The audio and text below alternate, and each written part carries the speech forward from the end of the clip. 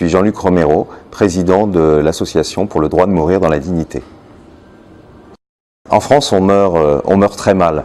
Les soins palliatifs ne sont pas à la hauteur. Il faut quand même savoir que dans notre pays, il n'y a pas d'accès universel aux soins palliatifs. Alors si vous êtes dans une bonne région, vous avez de la chance, vous allez en avoir. Sinon c'est une loterie où il faut avoir des relations. Alors on en parle tout le temps, mais en tout cas ça ne fonctionne pas. L'acharnement thérapeutique continue. Il faut quand même savoir que 50% des chimiothérapies sont faites dans les 15 derniers jours de la vie. Vous imaginez, c'est quand même assez catastrophique. Il y a des dérives puisqu'il y a eu 3 lois en France, 3 lois Leonetti en 2005. En 2010 et en 2016, eh bien, un rapport de l'INED nous dit, et c'est quand même assez incroyable, que 0,8% des gens seraient morts grâce à une euthanasie dans un pays où c'est illégal. Et en fait, on se rend compte que seulement 0,2% des gens l'ont demandé. C'est-à-dire que si on extrapole avec le nombre de morts en France, il y aurait 4500 euthanasies par an et 1100 personnes l'auraient demandé et 3400 personnes seraient aidées sans rien demander. Donc vous voyez, la situation est assez incroyable, avec en plus des gens qui sont obligés de fuir, de s'exiler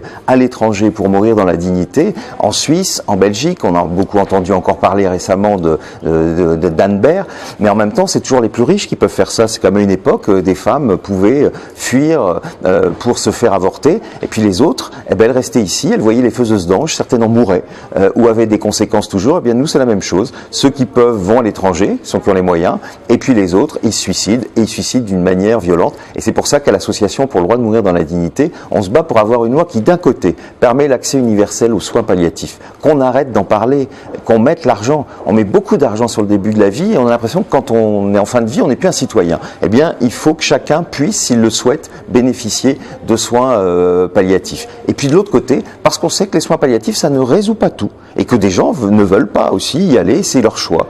Chacun a le droit de décider ce qu'il veut ou ce qu'elle veut pour lui ou pour elle. Eh bien, il faut légaliser l'euthanasie et le suicide assisté pour que des personnes qui ont des souffrances insupportables puissent à un moment choisir le moment et la manière, mourir entourées des leurs.